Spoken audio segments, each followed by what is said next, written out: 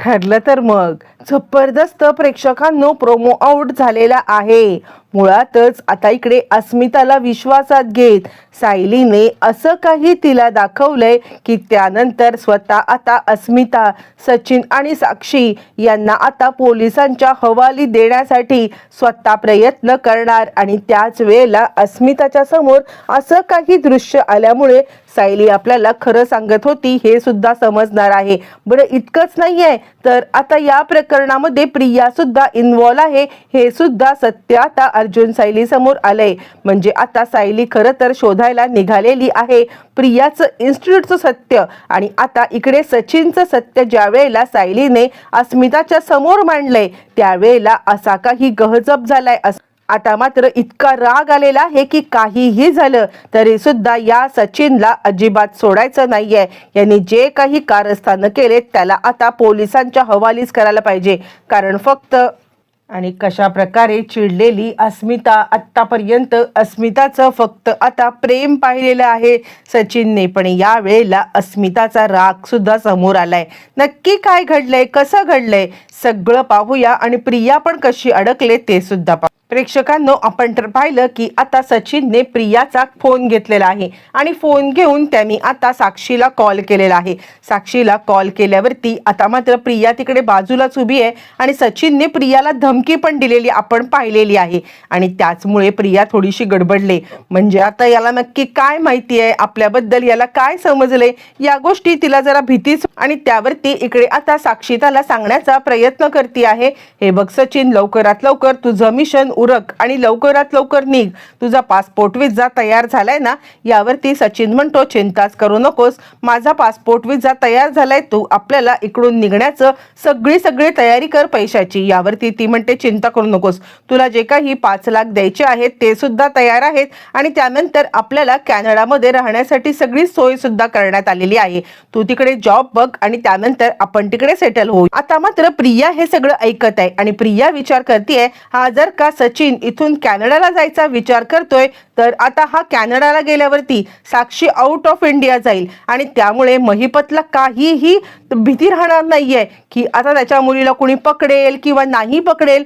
मग आता लगेचच प्रिया विचार करायला लागते, अरे देवा काहीही झालं तरी या साक्षीला मला आता इथून जाऊ द्यायचं नाहीये, म्हणजे काहीही झालं तरी हे भांड फोडायलाच पाहिजे, तरच म्हणजे अस्मिताला हे समजलंच पाहिजे किंवा सुभेदारांना हे समजलंच पाहिजे की यांचा आता बाहेर जायचा प्लॅन आहे आणि त्यानंतरच ती थांबेल। आणि इतकंच नाही तर घरात पण गहजब होईल आणि त्यामुळे माझा शोध पण थांबेल। मग प्रिया एका दगडात 2 पक्षी मारायला बघते आणि त्याच वेळेला ती आता विचार करते, ठीक आहे मी आता हे सगळं अस्मितापर्यंत पोहोचवण्याचा प्रयत्न करते। त्यानंतर प्रिया म्हणते काय झालं सचिन, म्हणजे आता खरं सांगायचं तर तुम्ही दोघं जण कॅनडाला जायची प्रोसेस झाली का पूर्ण।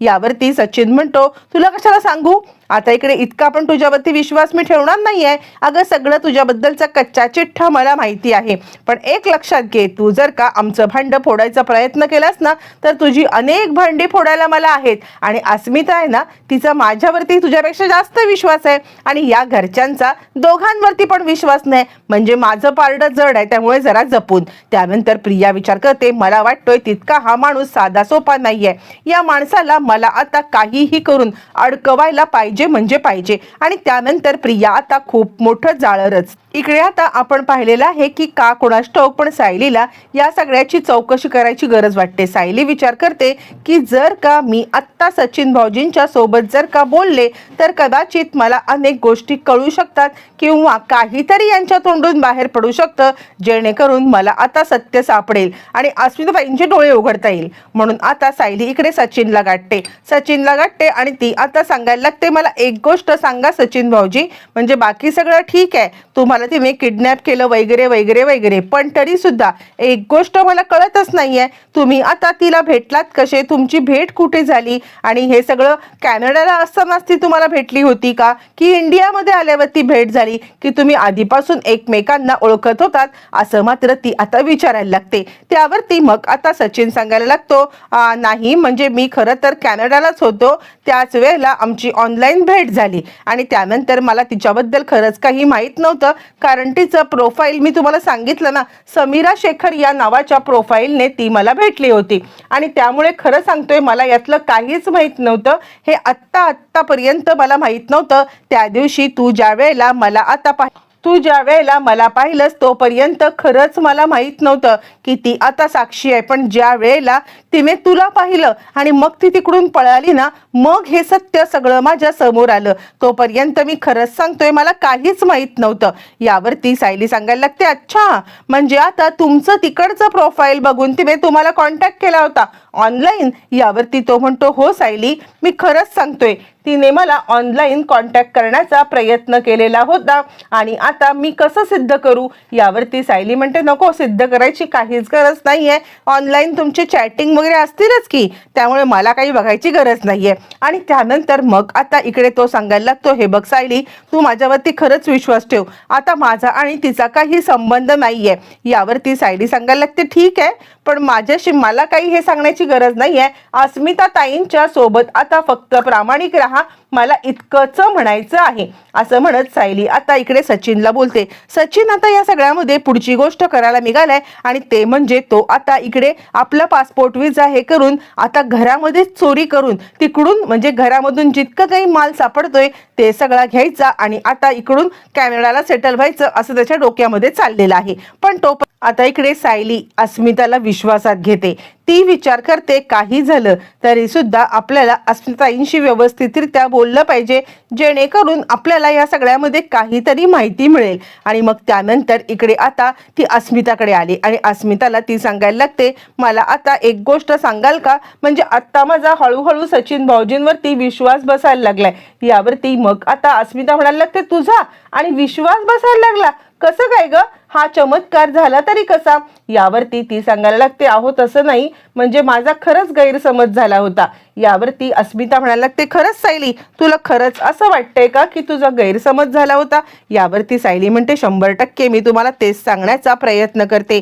म्हणजे कसं आहे, मी सचिन भाऊजींशी आज आता बोलले, मी त्यांच्यासोबत बोलले, त्यावेळेला मला समजलं की खरं तर या सगळ्यामध्ये सचिन भाऊजींना इकडे आता ज्याप्रमाणे आपल्या चैतन्य भाऊजींना फसवण्यात आलं तसंच फसवण्यात आलंय. यावरती मग आता अस्मिता म्हणते, अगं सायली, तेच तर मी तुला सांगण्याचा प्रयत्न करत होते, मी तुला तेच तर बोलत होते की काहीही झालं तरी सुद्धा आता इकडे हा प्रकार असाच घडलेला आहे. पण तू काही माझं आता ऐकतच नव्हतीस, तू काय कोणीच माझं काही ऐकायला तयार नव्हतं, पण आत्ता तरी तुमचा विश्वास बसलाय ना.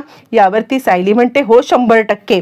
यावरती सायली सांगायला लागते, कसं आहे माहितीये का, मी सचिन भाऊजींना ज्या वेळेला विचारलं तेव्हा ते मला म्हटले की त्यांची ऑनलाईन भेट झाली. म्हणजे तुम्हाला कळतंय का काय होतं ते, अहो या साक्षीला या इथून पळून जायचं होतं, साक्षीला पळून जायचं होतं आणि याच कारणासाठी मात्र आता साक्षीने त्यांचा वापर केलाय. ते कॅनडाला असतात ना आणि मग हिला तिकडे सेटल व्हायचं होतं. यावरती अस्मिता म्हणते, काय असा प्रकार होता. मग त्यानंतर सायली आता सांगायला लागते, मी तुम्हाला एक गोष्ट सांगू का, तुम्ही सचिन भाऊजींचा पासपोर्ट आणि विजा आहे ना तो आता तुमच्याकडे काढून घ्या. यावरती सायली म्हणते, का अजूनही तुला सचिनवरती विश्वास नाही का. यावरती सायली म्हणते, नाही अहो ती मुलीने ब्लॅकमेल केलं तर तुम्हाला माहिती नाही का की ज्या वेळेला आता इकडे चैतन्य भाऊजींच्या समोर तिचं खरं रूप आलं होतं त्यावेळेला तिने काय केलं होतं, तिने मीडियासमोर सोशल मीडियासमोर प्रेस कॉन्फरन्स घेतली आणि यांना आणि चैतन्य भाऊजींना कसं अडकवलं होतं.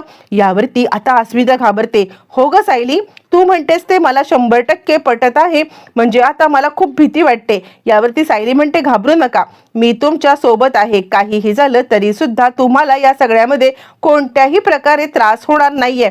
मी जे काही सांगते ना ते ऐका. तुम्ही आता फक्त सचिन भाऊजींचा पासपोर्ट विजा काढून घ्या, कारण ती त्यांना ब्लॅकमेल करू शकते. अस्मिताला हे पटतं आणि ती सांगते की सचिन आता बाहेर गेलाय. सायली म्हणते, एक काम करा ना, तुम्ही त्यांना कॉल करा, कॉल करून ताबडतोब त्यांना आता पासपोर्ट विजा कुठे आहे हे तर विचारा, असं म्हटलं. इकडे आता अस्मिता कॉल करते आहे, पण सचिन गेलाय भेटायला, तो म्हणजे साक्षीला. साक्षी म्हणते, सचिन किती दिवस झाले असं मला वाटतंय. तर सचिन म्हणतो, अगं 1 ते 2 दिवस फक्त झालेले आहेत की आपण भेटलेलो नाही आहोत, पण तुला इतकं पॅनिक व्हायची काही गरज नाहीये. थोडे दिवस माझ्या मूर्ख बायकोला मूर्ख बनवलं ना की तिच्याकडचा सगळा आता माल काढून घेतो आणि त्यानंतर आपले सगळे दागिने वगैरे गोळा केलेस का?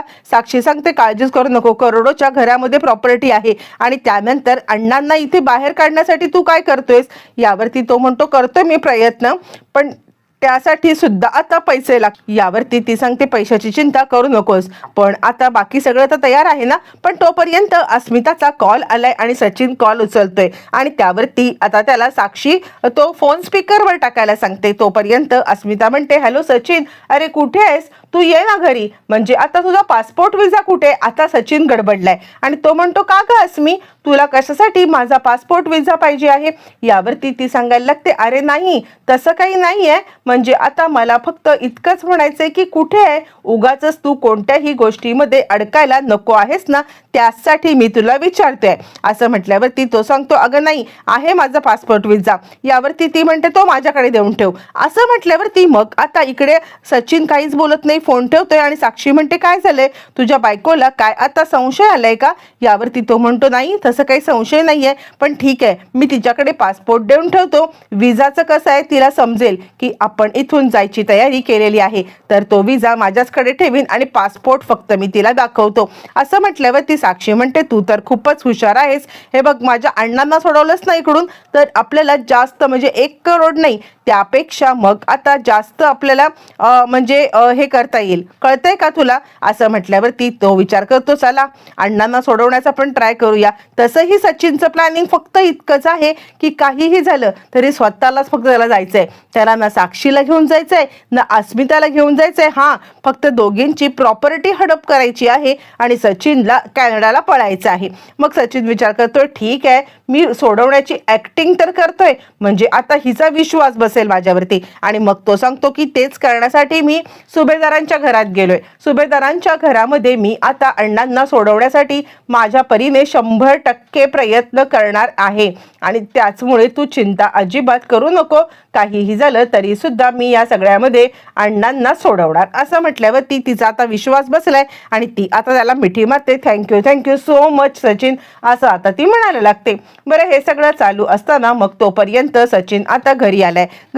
अस्मिता सचिनकडे आता मात्र पासपोर्ट मागते आहे आणि विजा मागते आहे. त्यावरती सचिन थोडासा गडबडलाय. अगं विजा जरा मी ठेवलेला आहे कुठे बघतो, पण आता पासपोर्ट आहे माझ्याकडे तू घे. यावरती मग आता इकडे अस्मिताला थोडाफार तरी डाऊटच आलाय आणि ती आता विचारायला लागते पण मग तुझा विजा? यावरती तो म्हणतो अगं तुला विश्वास नाहीये का माझ्यावरती? मी तुला म्हटलं ना की माझा विजा आहे म्हणून. असं म्हटल्यावरती अस्मिता पासपोर्ट घेते. पासपोर्ट घेतल्यावरती अस्मिता सायलीला भेटलेली आहे.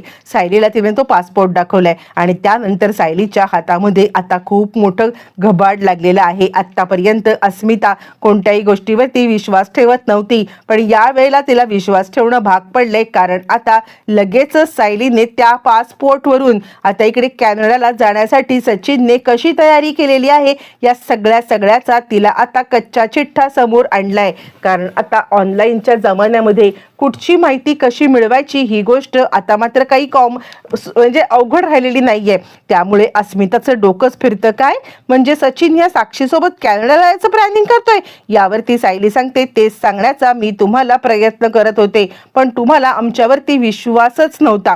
यावरती मग आता इकडे अस्मिता सांगते नाही असं जर का असेल ना तर या सचिनला धडा शिकवण्याची वेळ आता आलेली आहे. काहीही झालं तरी सुद्धा मी ह्याला अजिबात सोडणार नाहीये.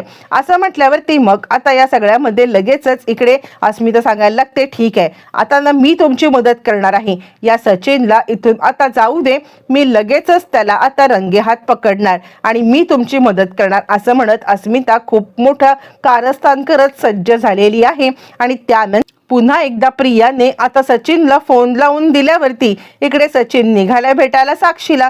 साक्षी सांगते ये लवकर, सगळे पैसे वगैरे तयार आहेत, तू लवकरात लवकर येऊन फक्त पैसे घेऊन जा. असं म्हटल्यावरती मग आता पैसे नेण्यासाठी ज्या वेळेला आता मात्र सचिन तिकडे गेलेला आहे त्याच वेळेला अस्मिता, अर्जुन, सायली हे तिकडे जातात. अस्मिता अर्जुनची माफी मागते आणि काहीही झालं तरी माझ्याकडून खूप मोठी चूक झालेली आहे, मी आता या सगळ्यामध्ये काय करू मला खरंच कळत नाहीये असं म्हणायला लागते. बरं, हे सगळं होत असताना मग आता अस्मिता या दोघांच्या समोर गेले आणि समोरचं दृश्य बघून अस्मिताच्या पायाखालची जमीन आदरले. आतापर्यंत सचिनला प्रोटेक्ट करणारी अस्मिता अचानकपणे त्याच्या विरोधात जात त्याला चांगला जाब विचारलाय आणि त्याला अटक करायला सुद्धा सांगितलेलं आहे. फायनली एकदाचे अस्मिताचे डोळे पण उघडलेत आणि सचिन आणि साक्षी हे पकडले पण.